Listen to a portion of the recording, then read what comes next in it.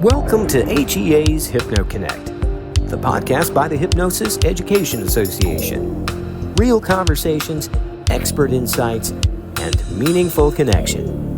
Brought to you by HypnoBiz in a Box, the ultimate all-in-one hypnosis business platform. Let's get to it.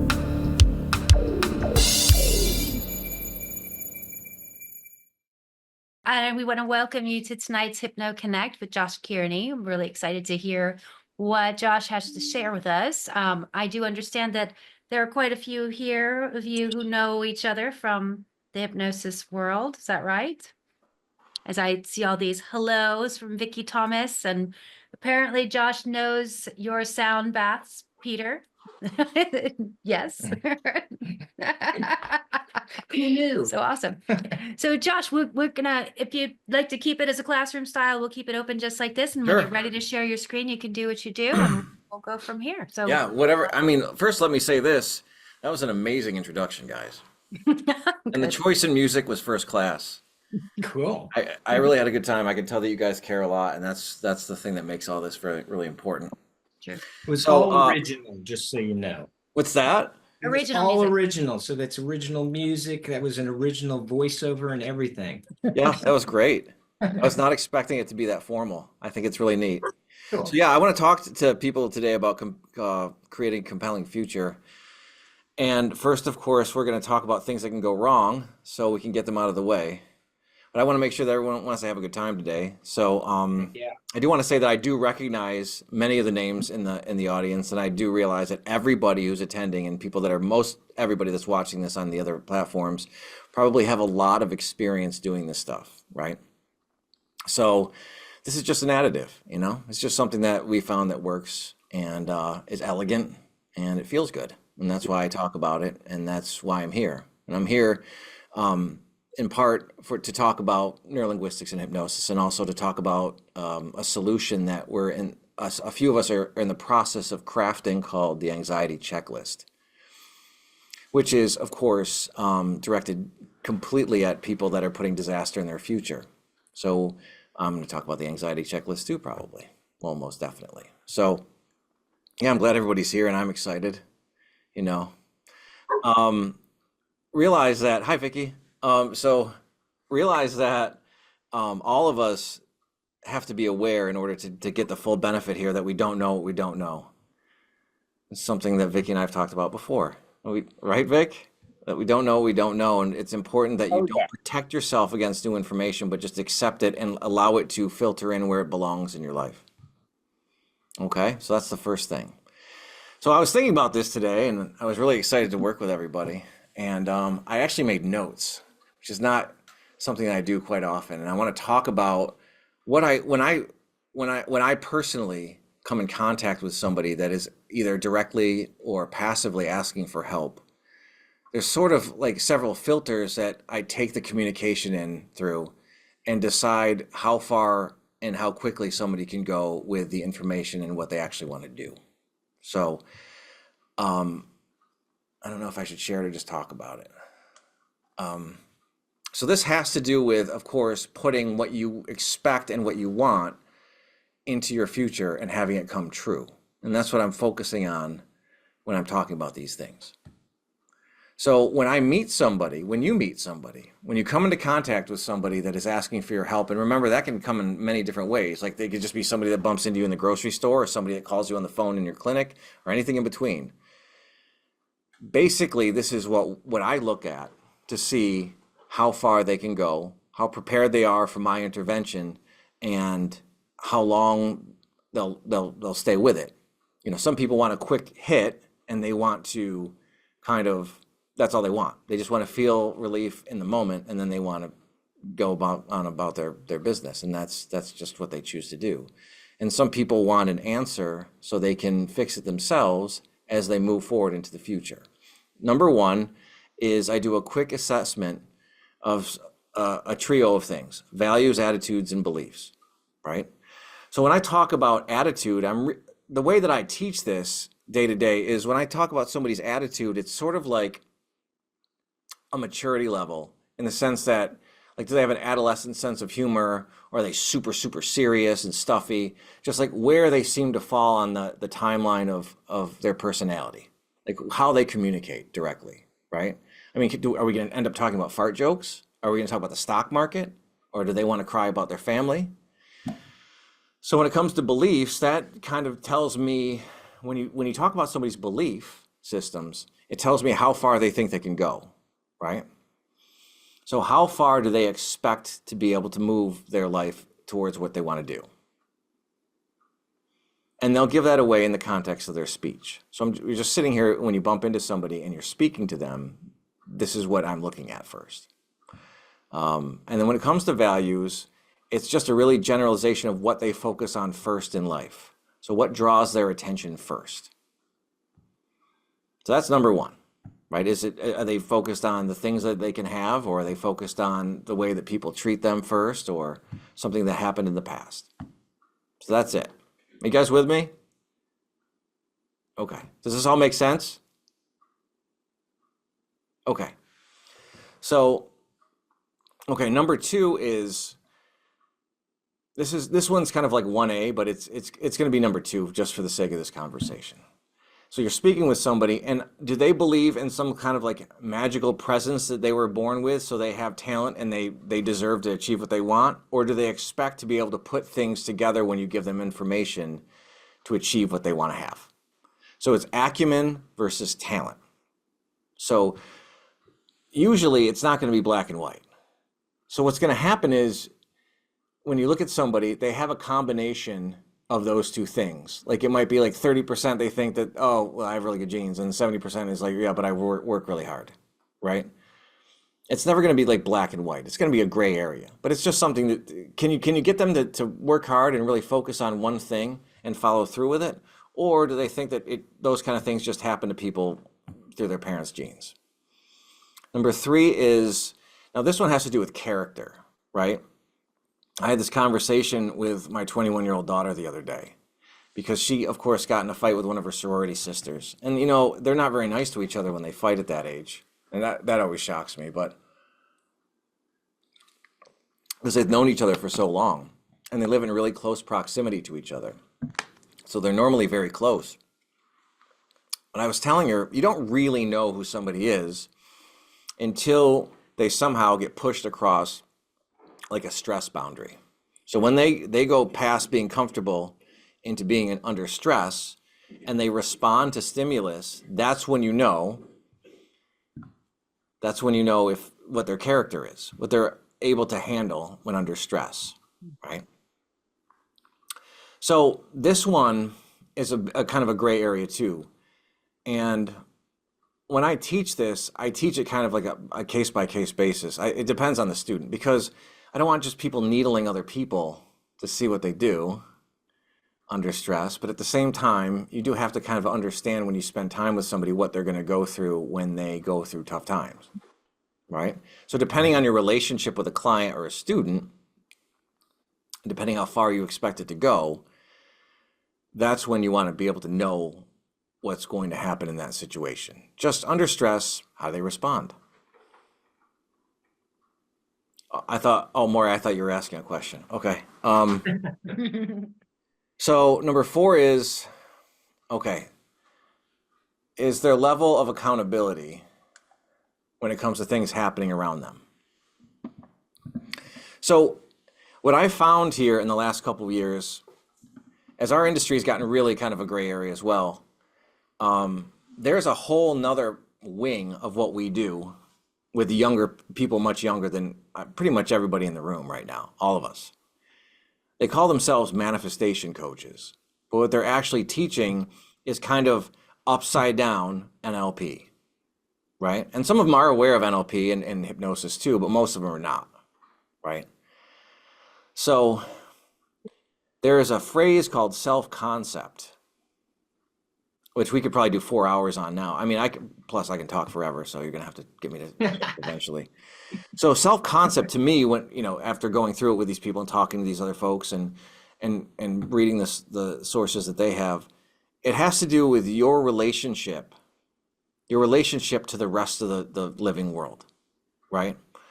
So, I mean, honestly, there's no top or bottom to this. So when somebody opens the door, I mean, it's just going to be like the scope is huge, right? So somebody's self-concept is never going to get, it's never going to get too big, right? Like your actual comfort and understanding, knowing that you're really not that important. But at the same time, in a moment, what you could say could devastate or heal somebody else. So it's that balance, right? And accountability, like when somebody has something happen to them, do I hear them blaming somebody else for it happening? Or do they talk about what they could have done different? Or do they get really uncomfortable when I'm speaking about certain things and start moving all over the place and distracting? Or are they focused exactly on what I'm saying? You know?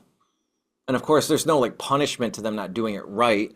It's just something that you're assessing, right? So number 5, so I wrote this without reading it back. So I might just say this as I wrote it. Oh, what's motivating somebody to do what they're doing and what they're trying to prove in the midst of it, which actually has to do with number 4. And this kind of blends into number 2 as well, right?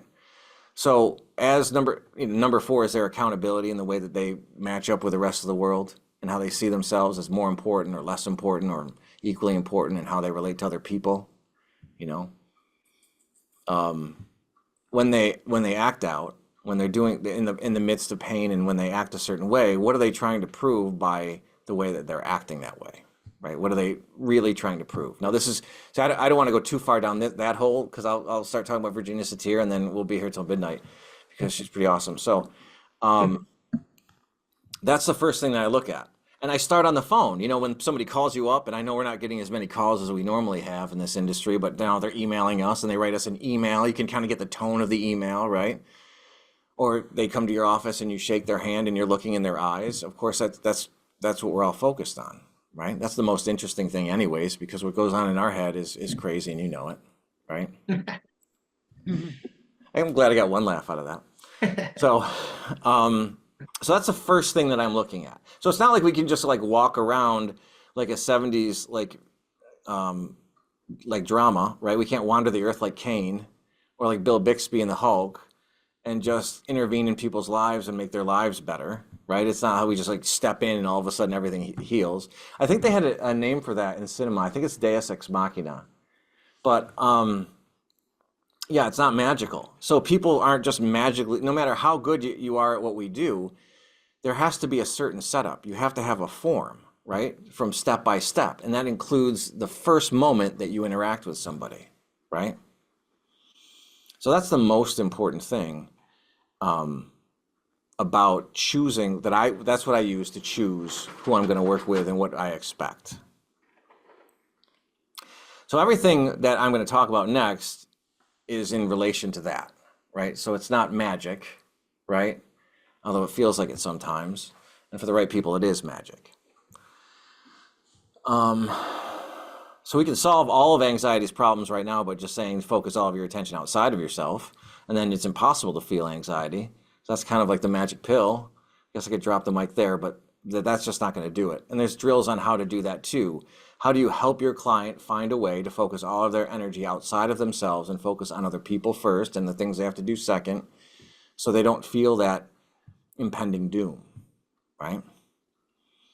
But building a compelling future, the first thing that we have to confront is these items. And it is the fact that people do go back into their head and they do anticipate and try to defend themselves against things that aren't even going to happen most of the time and try to avoid disaster rather than painting this beautiful collage, this beautiful picture of exactly how they want their life to be. Okay. So when I teach building a compelling future at the Guild, what I talk about is anything I need to in front of a group of people to get them starting to use their imagination in order to feel good. Like where in their body they feel it when they have that feeling that they want to have, and just knowing that they can feel it and reflect it back to me. And it doesn't have to be anything specific. It's just the process of allowing themselves to feel good. And that's the first thing that I look at. So sometimes I can even be goofy. I'm not going to be goofy tonight, but I mean, I could, right? And the second thing is, finding that when we do talk about exactly what you want your future and your life to be, who's reflecting back to me that they want to do it, and then there's a doubt, right? And that's why we have to talk about the things that they don't want to happen first, and how to clear those up so they can actually really immerse themselves in the ability to experience life that they want to, whether it's 10 minutes or 10 years into the future. They can do it right now, and they can predict how that's going to feel.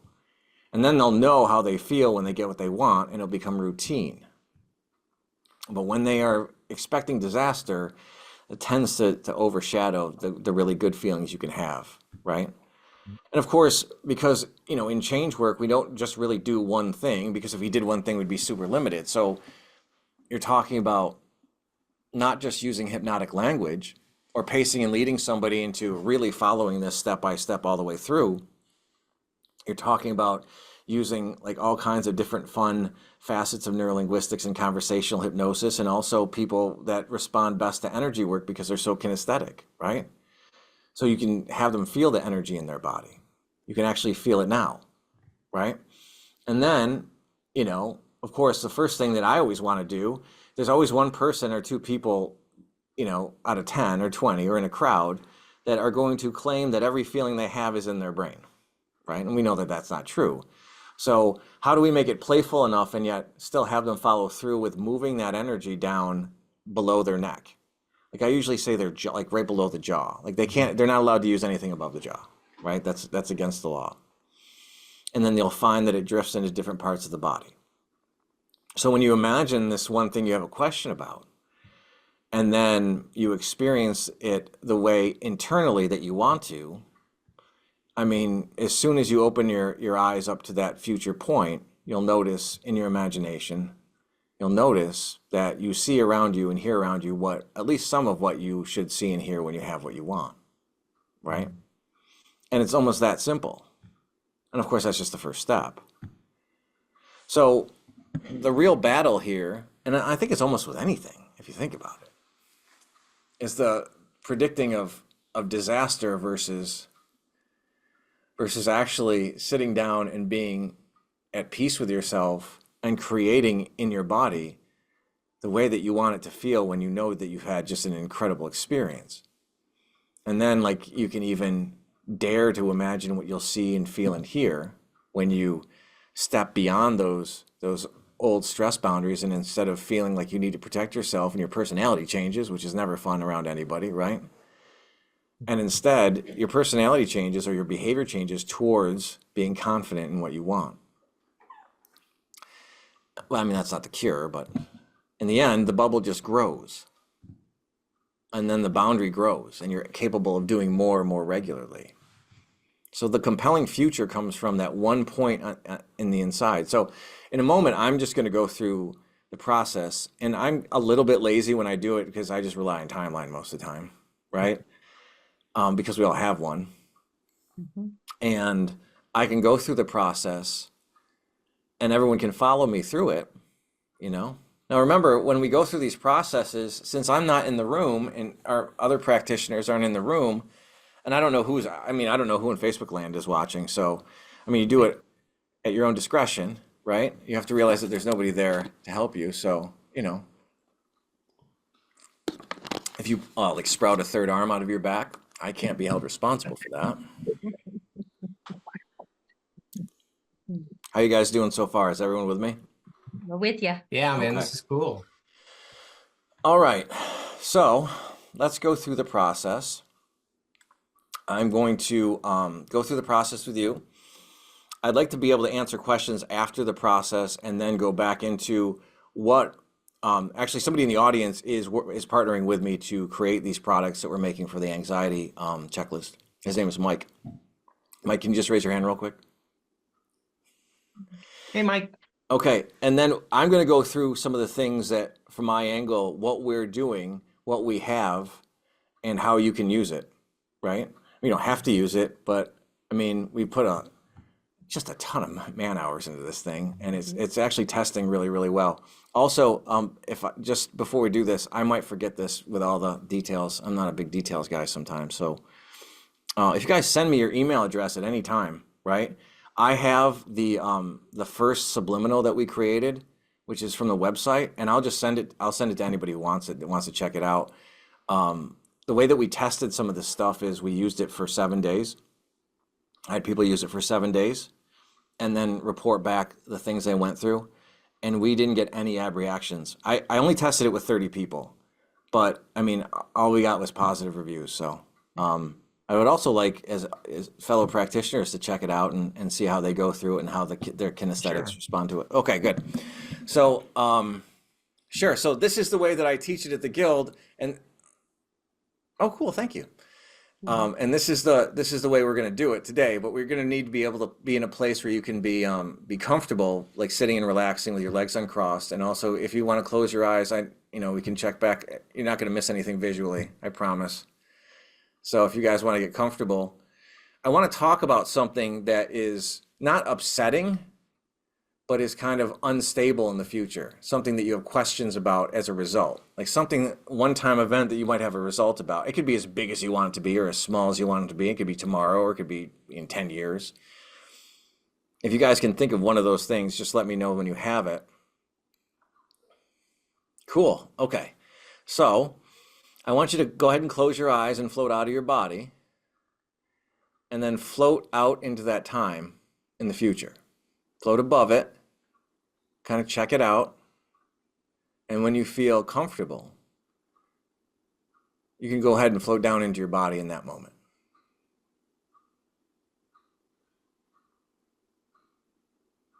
And imagine seeing what you would see and hearing what you'd hear if you were completely successful. Now, I want to qualify the word success. So it's not like winning the World Series or the lottery. You want it to be routine success, right? You want it so it's something that you could reproduce. There's no huge buildup and huge letdown. It's just in that one moment, you fulfilled what you wanted to, and you can feel it in your body. And feel it in your body. And wherever you feel it is fine, as long as it's below your head, neck down. And sometimes it's an absence of feeling. Sometimes you might feel a freedom or a relaxation or a clarity or just a strength. It could be electric. Anywhere you feel it is correct. And kind of notice that you have a control over this feeling, and notice how the scene you're in and around you kind of changes when you turn the intensity of that positive feeling up. And now notice that you actually have a say in how intense that feeling is. And you can let it grow through your body. Now, at this point, I'd like to talk about certain body parts. Now we're going to get pervy. No, I'm just joking. So I like to talk about the lumbar spine, the lower back. And we know that that's the number one complaint in America is lower back pain. I like to talk about the stomach, or the pit of the stomach. And that's because there's multiple civilizations that believe that's the action center. I talk about the shoulders, because when you're hefting responsibility, or you feel like you're under an incredible amount of pressure, it tends to be where you feel that ailment. Also, sometimes the hips for moving forward and the knees for being flexible. And I mean, when you're applying this, you can use any knowledge you have of the body or energy at all. Good. So once you have that and you're comfortable with it, I want you to imagine just for a moment, just snapping that closed so you can feel it. So you have it, so you have that moment, and then float back to now. And when you're back to now, let me know you're back to now by opening your eyes. Cool.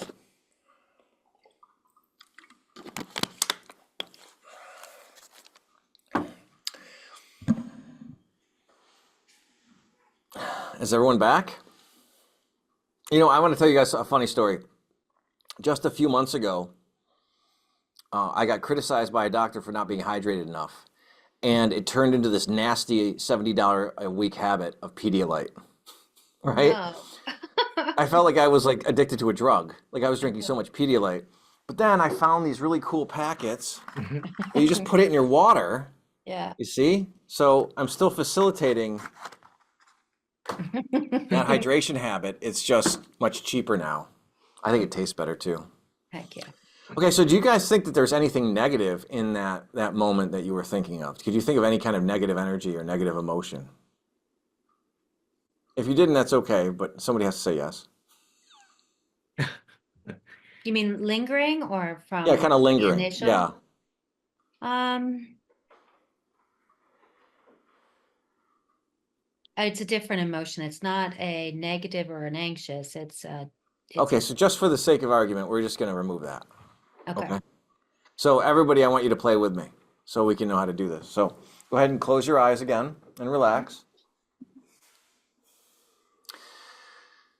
And we're going to go back to that moment again in the future, the moment we spoke of. But this time, I want you to imagine you can remove anything lingering that shouldn't be there. It could be anything. It could be neutral even, but anything that kind of mitigates your ability to feel that overwhelming, positive, powerful feeling that you created. And just kind of pull it out. Almost like a string, just like pull it out of that moment, and then you can float back down into your body.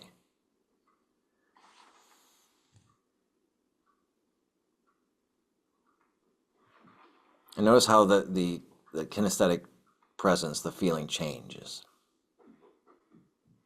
And just lock that into place. Free of that, free of any kind of mitigators, anything interrupting that really powerful feeling.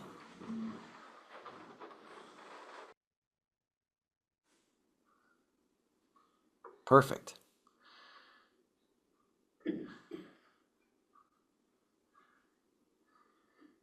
And then when you have that, it feels great to bask in it. You look around and you know that you have that success in that moment with that internal feeling. You can float back to now, but only as quickly as you know that you can keep that feeling and use it as something as like a convincer strategy. So you know when you feel that, you know what's happening around you. You know that you are on the track or in the moment of where you want to be.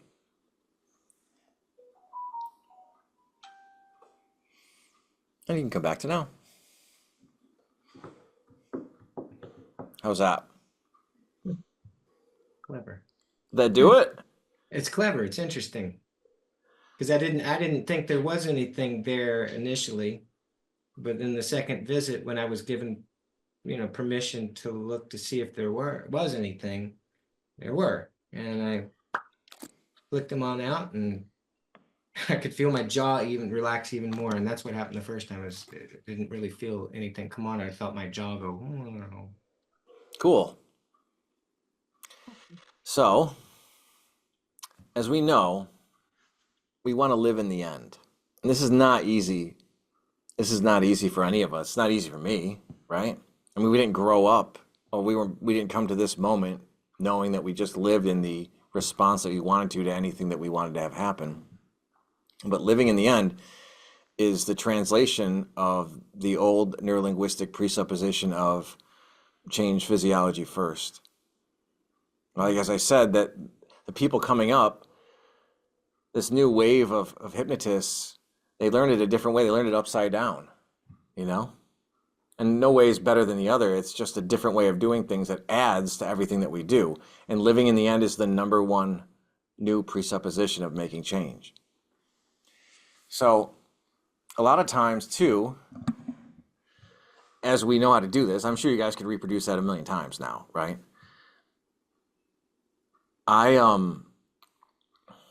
actually can, I like to run it through many, many times with people that are clients that I'm working with, just to make sure that they've got it, right? Like maybe 3 or 4 times. And sometimes I talk about it to see if they'll do it without me asking, like prompting them officially. In order to make it work really, really well, you want repetition, but you want to be delusional.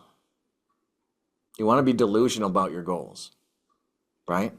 And something that I've noticed lately, speaking to another practitioner who's out in Utah, she was talking about you want to see how delusional you can be and keep it to yourself, right?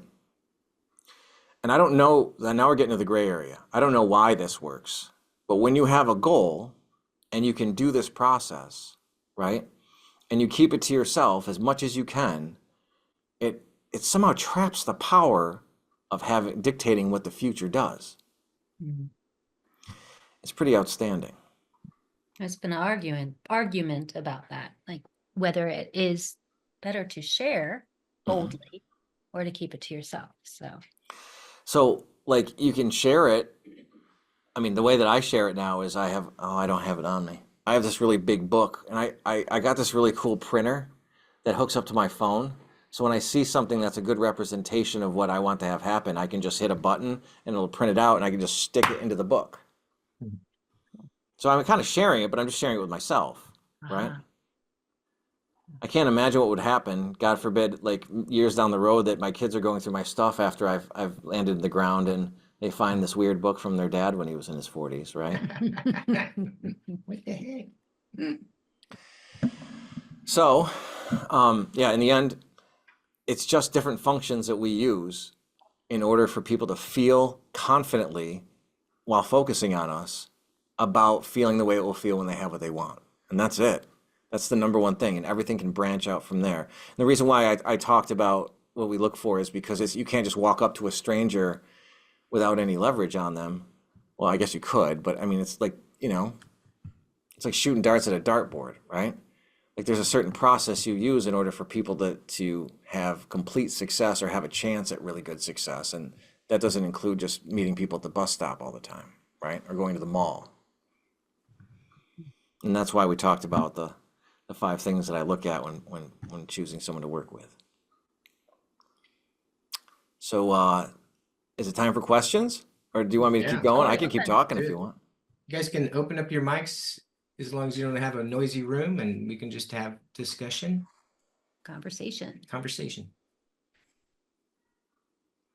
Well, I would love to actually, I'll ask first. I'd love for you to describe how you've been saying they do it upside down. So is that what you said, upside down? Yep, absolutely. Yep. So could you just spell that out for us, like the downside up and the upside down? So the way I always saw it with hypnosis and NLP, it was almost all of our attention was spent cleaning up stuff from the past, which is important. I mean, I'm not going to sit here and say it's not important. Mm-hmm. It's almost everything though. Like that's what I was noticing. That's what I was drawn into. And when I was, I've been doing this about 15 years in a clinical setting. And what I was noticing is that especially 4 or 5 years in, people would come in because maybe once a month, maybe once every 2 or 3 months, because they wanted to achieve something. But then when it was time to commit, they didn't want to commit. But if somebody came in and there's an elephant standing on their foot, they would commit instantly, right? So I think that has a lot to do with it. So when I said that's the top side of what we did instead of upside down, that's what I mean. It almost comes from the past, right? Sure. So most of the work that I was always trained to do happened to do with the past. Now, when I'm speaking to these folks, when I'm talking about the new wave, and I think this is gonna kind of matriculate into us more and more, especially in the next 5 years. The younger practitioners are doing everything delusionally, on purpose, towards the future, right? And it's all goal building. It's all physiology into the future. And there's no cleanup, from what I've noticed when I've spoken to them. And I've spoken to about a dozen people probably. So I haven't spoken to all of them, obviously, but that's the cross section that I've spoken to. So I think that's what's going to keep us alive, to be honest with you, is that next generation. As long as we can keep the standards of being able to do cleanup in many different ways, flexibly and safely with folks, as it's been going on for thousands of years. That's what I meant by upside down. I wanted to, if I can jump in here, about, you mentioned about meeting someone, and the way that I approach all of my clients before the meeting is I treat it as I'm just to give you some heads up on the type of work I tend to do. I'm a spiritual regression hypnotherapist. So a lot of the work I do is regression to the spiritual realms, past life, We do a lot of that. I used to be a more clinical hypnotherapist, but I found that it was really affecting my life, and I didn't have no way to deal with the anxiety I had and everything like that. I'd go to the gym, punch bags out, but it was not helping me. And so the way I treat every opportunity is like the divine is sending me that client. So I kind of like, I smudge, I prepare the session for an opportunity of healing. I light a candle. I put myself into the statement that whatever is going to happen is for the greatest good of the client. And then we go ahead, and it's amazing how beautiful the sessions do. Como lo hago yo. That's cool. And it's cool that you're enjoying the work too. You know, in addition to that, yeah, having that system that works for you is really important. One of the things that Está pensando lo mismo. one of the things that I've noticed too, this just came to mind while you're talking, is that if you can get any person to let go of the notion that they have to be special somehow, like it's good to be ordinary. It takes it's a tough step, but it takes an amazing amount of pressure off of a person. Like a lot. And it opens up all the energy they're using to try and do something extraordinary because they're expected to be extraordinary instead of just doing something extraordinary. All the energy goes into doing instead of being. So they become very, very comfortable with who you are, who they are. Yeah, that's cool. I'm glad you shared with me. I appreciate that. I also wanted to add this idea, like you started talking about sending energies. Have you done any training, like any Reiki training or anything like that? Yeah, so what I'm finding is an integration now happening of hypnotherapy and energy. Yeah. And it's kind of like coming together right now. So just to give you kind of an example of today's session, I had a experience where the client met with Archangel Gabriel that provided healing energies to their heart. And the client, felt the energy in their heart. He was in tears after that. And he realized the power of that energy, of that love, and the expansion of that love. That's cool. That's a cool suggestion. Yeah, I agree. It's funny on the energy part that you talked about. I think 100% I agree with you. 100% it's important to have energy. So, one of the things I got in this discussion, this happened to be at the Guild last year, with somebody about AI, and like I don't see it as a threat at all for this reason. Like whether you know it or not, you're transmitting energy with your voice, right? Especially when you care about, receiving and working on the person in front of you. So there's no replicant for that. And that's not going to be replicated not anytime I can see it. Because I've actually had somebody present me with a script that I wrote, and they did half of it in AI, and they asked me if I could tell, and I was like, I could tell immediately, right? Not because the voice sounded robotic, but there's no oomph to it, right? And it was actually somebody real talking, but then it went through a filter and came out as a different person, and it still didn't have that. It like lost it somewhere. So you're absolutely right. That energy portion of the suggestion is incredibly important, right? And being able to really focus on somebody and feel what they're feeling as much as you can. And, now, Josh, change the umph that you use to love. Okay. And there's no love in it. Yeah, there's definitely no love in it, right?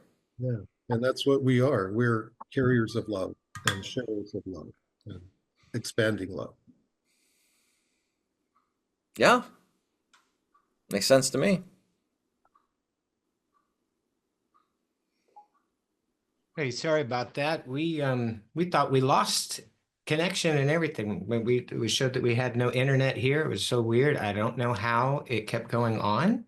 Huh. But We're still here. Yeah, we were Yeah. really better off without you there, Shawn. Oh, hey, Peter. I'm glad you could make it. It was like a no-host cocktail party. Josh, I want to thank you for it's very familiar but different. been in the field for a while. And the guy that trained me, Richard Zarrow, had been a student of John Grinder. Mm-hmm. He came up with something early days of branding that he called future shaping, Mm-hmm. very much oriented toward a solution, solution oriented. Mm-hmm. And I still make that distinction a lot with my clients. Like, this is not therapy. I mean, it's hypnotherapy, but therapists usually spend a lot of time talking about the problems, and that's not what I do. If that's what you want to go, there are a lot of people that do that, and they're good at it. It's where you direct your attention, right? That's the magic wand that we have. So whatever you put your attention on, and if you like, what you've carved out here is pointing out, like, that if you focus on doomsday scenario all the time, right? Worst case scenario, that's what you will find. Mm-hmm. So training yourself to think about and focus on what would be if it all worked out to the best possible way, what would that be like?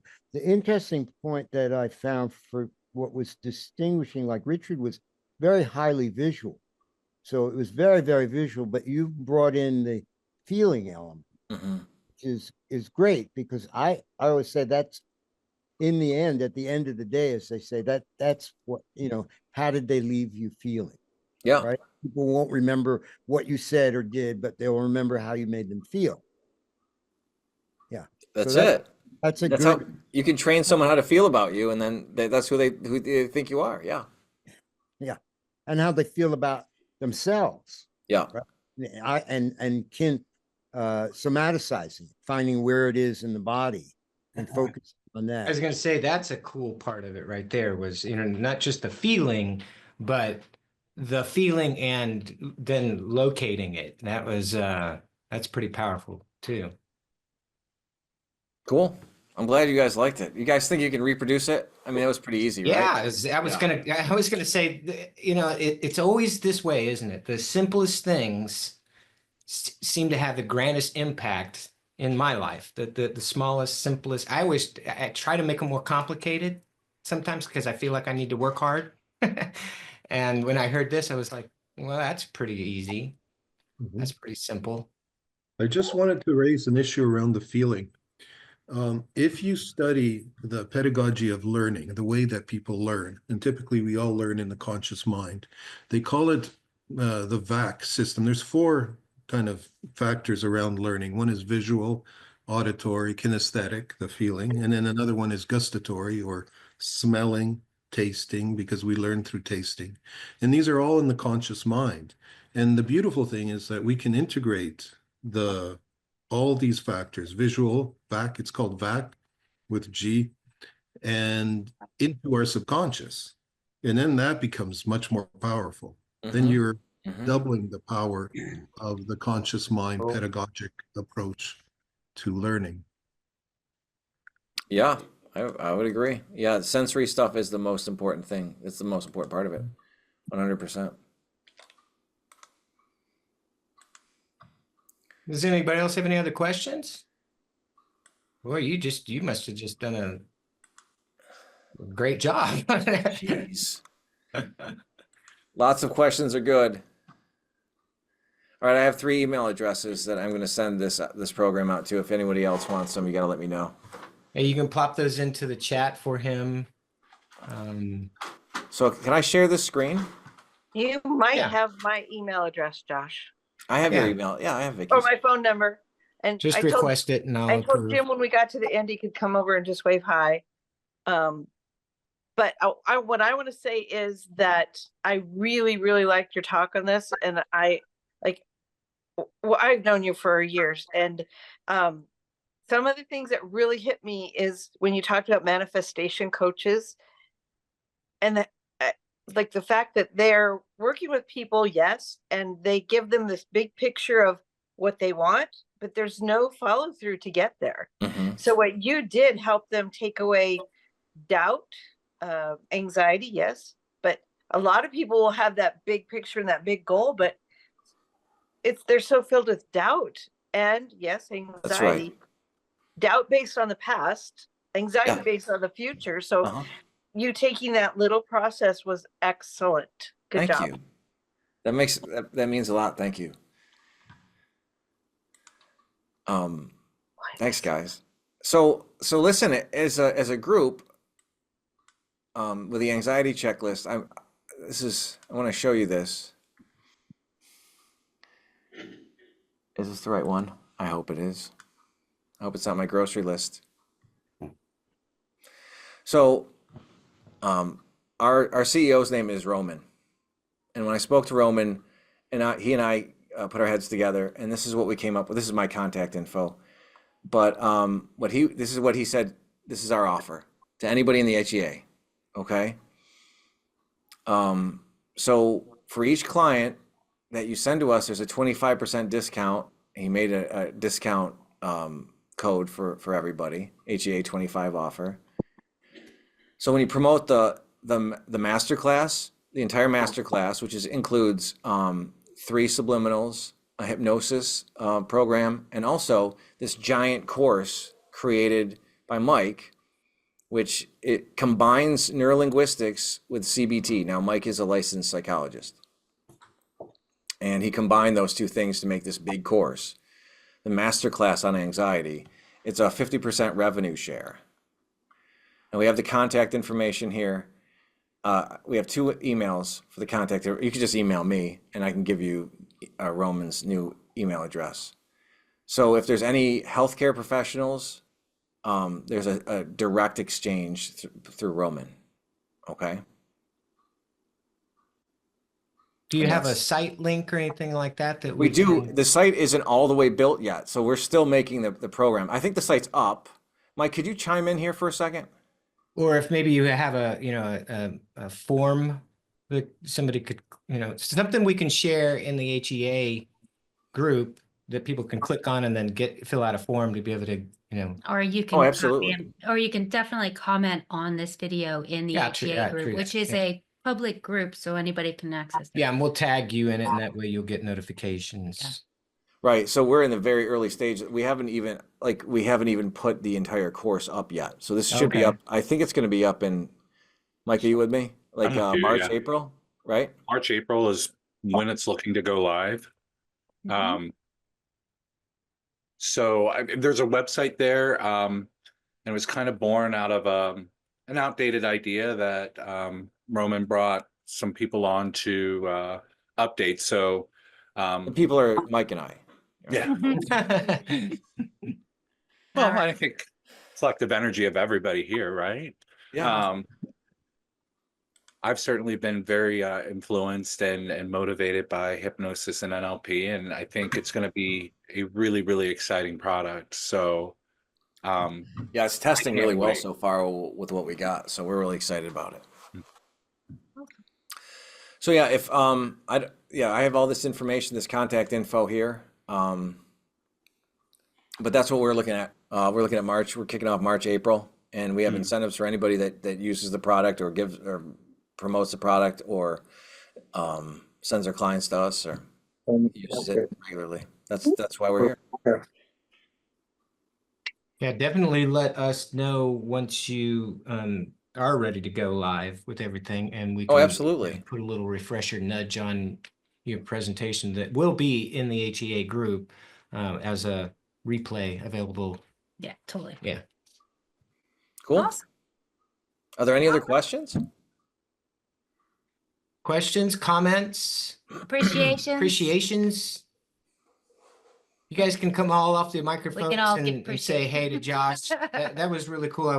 I didn't really know what to expect. I'll tell you this, that I think just imagining it when, because when I was doing the voiceover for that, it was last night. And afterwards, I had something in my mind that I wanted to have happen. And Oh, I did cool. it. And I actually had a dream about it. And when I woke up in the morning, I told Melanie about it. Yeah. And then just a couple hours ago, I had the meeting and the thing happened. Yeah. Just like how I had dreamt. It was even cool. better than how I dreamt it. And quite frankly, I wasn't my conscious mind wasn't expecting it to do that at all, because my conscious mind does other things. You know, Shawn, I knew you were going to tell that story. Right. Of course you did. Oh, the precogger. Yeah. So, Josh, where are you located? I'm in Syracuse, New York, Oh, you're and really Kansas City as well. very close by. Right, I remember your sound baths. I've been in several of But them. I'm in Woodstock. I remember. Yeah, So, that's so cool. which conferences do you go to? The NGH in Boston. Who's going to NGH this year? Yeah. Okay. So Oh. I'll see you there. I'll see Yeah, you let's there. do it. Absolutely. Sure to come over because I meet so many people, and you know, a lot of people say, "Oh, I was at your sound bath," but I'm in a trance there, so I don't remember. But definitely come by, you know, and say hello, and we'll exchange, you know, NLP gossip. Okay, it's a deal. You hear about.